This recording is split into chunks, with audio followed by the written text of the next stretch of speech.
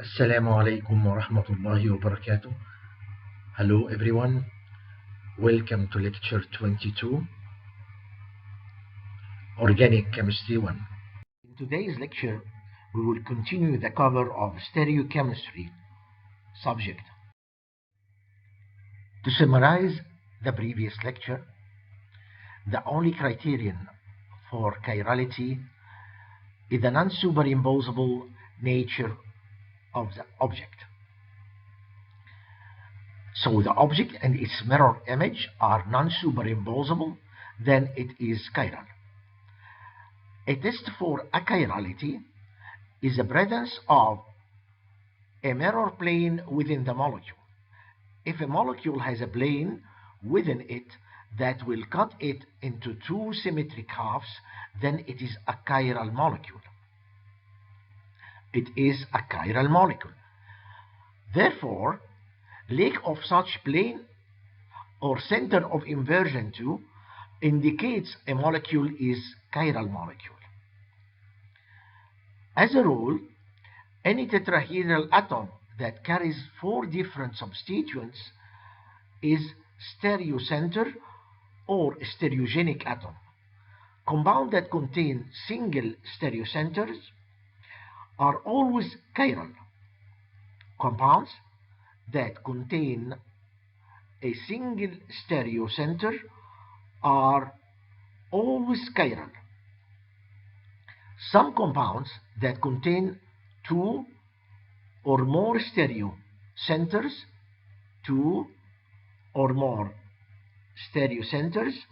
are achiral because of the symmetry of the relation between the stereocenters. Mirror image molecules have nearly identical physical properties. So mirror image molecules, that's what we call enantiomers, have nearly identical physical properties. Differences in enantiomers became apparent in their interaction with plane of polarized light. We use that for that polarimetry, a common method used to distinguish between enantiomers based on their ability to rotate the plane of polarized light in opposite directions. Let's see here, we have R2-bromobutane and S2-bromobutane. We will see that the refractive index are the same. Boiling points are the same. Optical rotation, the values are the same but with different sign. With different sign mean that they are different, so we can differentiate between enantiomers using the polarimetry.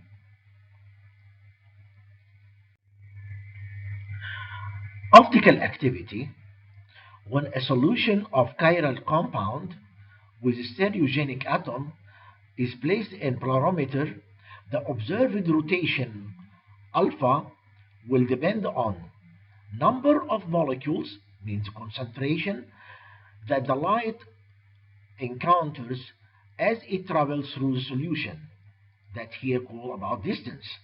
So if we have source of light like sodium lamp and we use filter to get plane polarized light, we allow polarizer to just pass one plane, so we have here plane polarized light that enter the solution and start interact with the solution and change its direction, and then we have here, when we get the light out, we have analyzer, and to see the plane polarized light again, we have to rotate the analyzer either clockwise or anti-clockwise.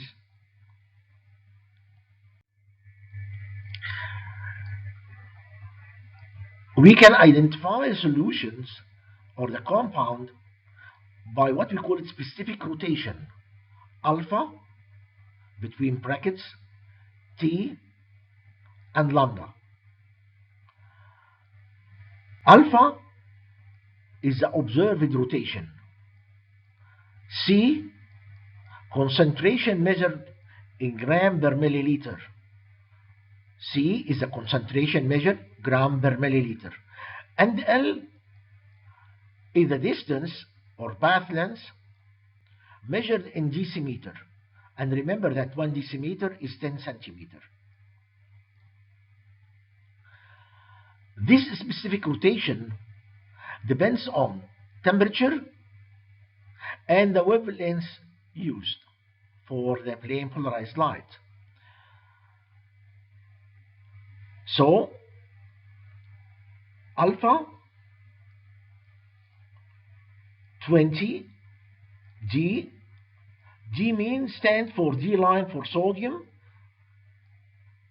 289 nanometers, and 20 is the temperature in degrees Celsius.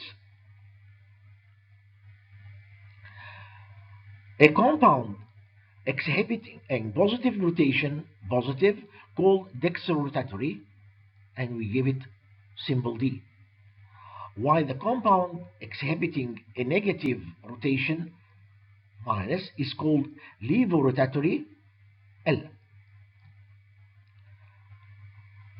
It's very important to note that there is no direct relation between RS nomenclature and the sign of the specific rotation plus or minus.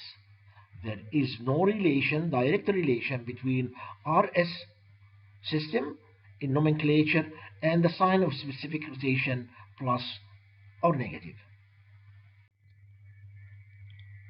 Let's try to solve these problems. When 0.3 gram of sucrose is dissolved in 10 milli of water and placed in sample cell of 10 centimeter in length, the observed rotation is plus 1.99 using D line sodium at 20 degrees Celsius. Calculate the specific rotation of sucrose. So specific rotation at 20 degree using D sodium line light source equal to alpha, which is plus 1.99 degree, divided by concentration, remember, gram per milliliter. So we have here 0.3 gram per 10 milliliter, so it is 0.03 gram per milliliter. L should be in decimeter. Already we have here 10 centimeter, and 10 centimeter means 1 decimeter. Solve the equation, you will get the specific rotation of plus 66.3. That is a straightforward problem. When one of the enantiomers of 2-butanol is placed in a polarimeter, the observed rotation is 4.05 counterclockwise, so it is negative. Counterclockwise, levorotatory means negative. So the value of alpha minus 4.05. The solution was made by dissolving 6 gram of 2-butanol to a total of 40 milli, and the solution was placed into 200 millimeter polarimeter tube for the measurement. Determine the specific rotation of this enantiomer of 2-butanol. We mention again a concentration gram per milliliter. We have here 6 gram divided by 40 milli, so it is 0.15 gram per milliliter, and distance of 200 millimeter means 2 decimeter, and the specific rotation will be negative 13.5. Remember to put the temperature and the source of light. Enantiomeric excess. A solution containing a single enantiomer is said to be optical pure or enantiomerically pure. On the other hand, a solution containing equal amount of both enantiomers is called racemic mixture and will be, of course, optically inactive. If one of them rotate clockwise, the other anti-clockwise with different sign, so the net will be 0. So racemic mixture is optically inactive. A solution containing both enantiomers in unequal amounts will be optically active, and the rotation will indicate the enantiomeric excess, or in other words, optical purity. So enantiomeric excess or optical purity is equal to the observed specific rotation divided by specific rotation of pure enantiomer. The observed rotation divided by the rotation, optical rotation of pure enantiomers times 100. Enantiomeric excess or optical purity will be equal to the concentration of the dextro minus the concentration of the levo divided by the concentration of dextro plus the levo times 100. And the observed rotation will be the rotation of pure enantiomer times the enantiomeric excess. Calculate the enantiomeric excess and the specific rotation of a mixture containing 6 grams of dextro, butanol, and 4 grams of levobutanol. The specific rotation of the S-dextro but2ol is 13.5. The enantiomeric excess will be, we have from dextro 6, from the levo 4. So 6 minus 4 divided by 6 plus 4, that's 20%. We have the rotation of the pure enantiomer plus 13.5 times 20%, which is 0.2, equal to plus 2.7. The observed rotation will be plus 2.7. When optically pure R2-bromobutane is heated with water, butane-2-ol is the product. The reaction forms twice as much S-dextro-butane-2-ol as R-levo-butane-2-ol. Calculate enantiomeric excess and the specific rotation expected for this product. So we have here R2-bromobutane heated with water will replace Br with OH, forming R-dextro-butane-2-ol and S-dextro-butane-2-ol. Here they say that the S is twice, so the dextro is twice as L, so we can say the concentration of the dextro is twice 2L.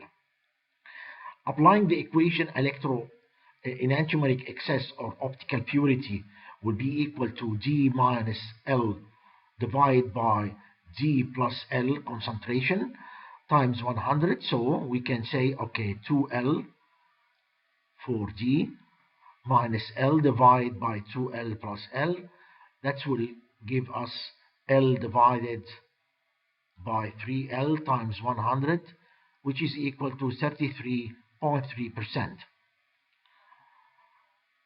of the S-dextro excess, and the observed rotation will be plus 13.5 times 0.33, which is mean that the value for the S rotation times its enantiomeric excess, 33.3%. That will give us plus 4.5 rotation. Here we are talking about diastereomers. What is the diastereomers? They are stereoisomers that are not mirror image to one another. They are stereoisomers that are not mirror image to one another. Accordingly, this definition, we can understand why we are saying about cis and trans isomers are said to be diastereomers. That's geometrical isomers, but we call them diastereoisomers because they are not mirror image to one another. They are not mirror image to one another. That's cis 2-butene, and this is trans 2-butene. Diastereomers can be classified as geometric isomers, cis and trans, or another diastereoisomers with two or more chirality center. For the geometrical isomers, polyene, number of stereoisomer is equal to 2 to the power n. 2 to the power n, where n is the number of double bond. Here we have hept 2,4-diene. We can draw how many isomers? 4 isomers, 4 stereoisomers, 2Z4E, 2E4Z, and we will come to this nomenclature in alkene. Okay, and 2Z4Z and 2E4E. Okay, and they are not superimposable on each other, and they are not a mirror image to one another. However, when we get to hex 2,4-diene, this group on the terminal is equal to the same as this one on the terminal, we can get 2E4Z, 2Z4E, 2Z4Z, 2E4E. 4. But when we examine this 2E4Z and 2Z4E, because these are identical groups, okay, we found that these two compounds are the same molecule. They are structures with the same molecule, and we end up with only 3 stereoisomers. For optical isomers, molecules with chiral centers, if n is the number of chiral centers, the number of isomers will be 2 to the power n, where n is the number of the chiral center. For the 1-bromo 2-chloro cyclohexane, we find out that we have here chiral center, we have here chiral center.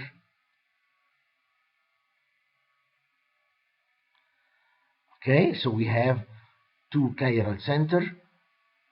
Stereo isomers will be 4. Yes, we can have RS, SR, SS, and RR. These two are enantiomers, mirror image to one another.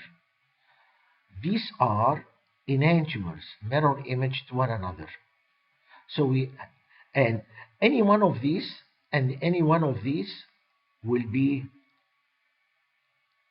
diastereomers, diastereomers.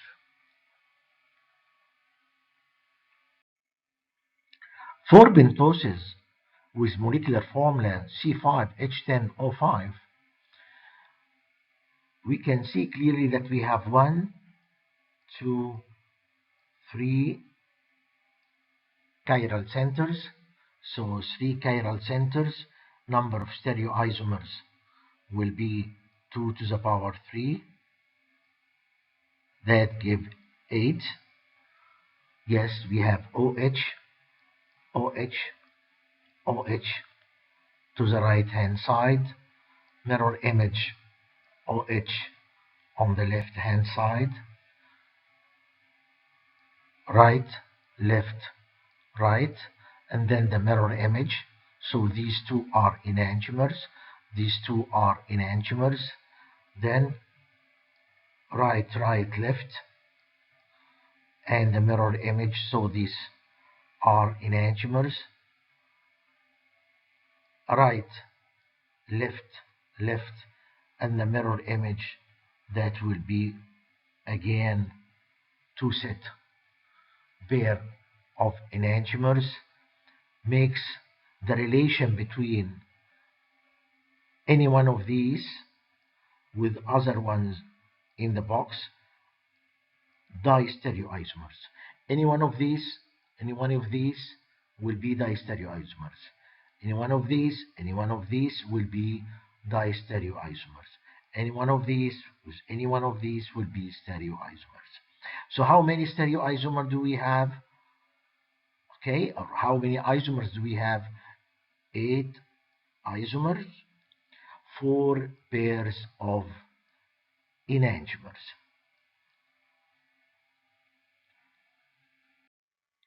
Draw all possible stereoisomers of 2,3-dihydroxybutane dioic acid. For this compound, you can see that we have 2 asymmetric carbons. See, for this one, you have hydrogen, you have OH, you have COOH, and then you have a group CHOH, 4 different groups. So this is chiral, and this one is chiral too. So you have 2 sets of chiral centers. You have 2 to the power 2. So you have 4 isomers. You can put the OH to the right side and the mirror image of it, and then 1 to the right, 1 to the left, and the mirror image. Okay, are these 2R, 3S, 2S, 3R enantiomers? Are they? No. Why? Because this molecule has a plane of symmetry, and the plane of symmetry makes these 2 identical molecules. If this is R, this is S, so this is rotating the light to the right, this is to the left, so they are canceling each other, and this compound are called meso structure, and meso structure is optically inactive. If you go to the right hand, yes, these 2 sets are enantiomers, and the relation of any one of these with the meso structure, they are diastereomers. And we end up only 3 stereoisomers. Once again, mesostructure optically inactive.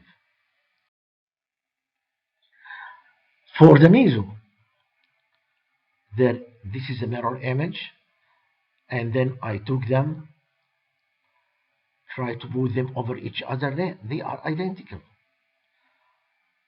For the other 2 pairs, This is a mirror image. They are enantiomers. When I took them over each other, okay, these are okay, these are okay, these are okay. Now here, one is up and one is down, so they are not superimposable. Resolution of enantiomers. When a racemic mixture is treated with a single enantiomer of another compound, which we call resolving agent, the resulting reaction products a pair of diastereoisomers and rather than enantiomers. So they were enantiomers. When I react them with one single enantiomer of another compound, their reaction will lead to two set of diastereomers. And again, diastereoisomer, they are differ in their physical properties like solubility. So I can just use a crystallization method, separate both of them, and after separation of this salt formed by treating it with acid, I will get the original acid once again in its free form. So I separate them using this technique. See you in the coming lecture. Bye bye.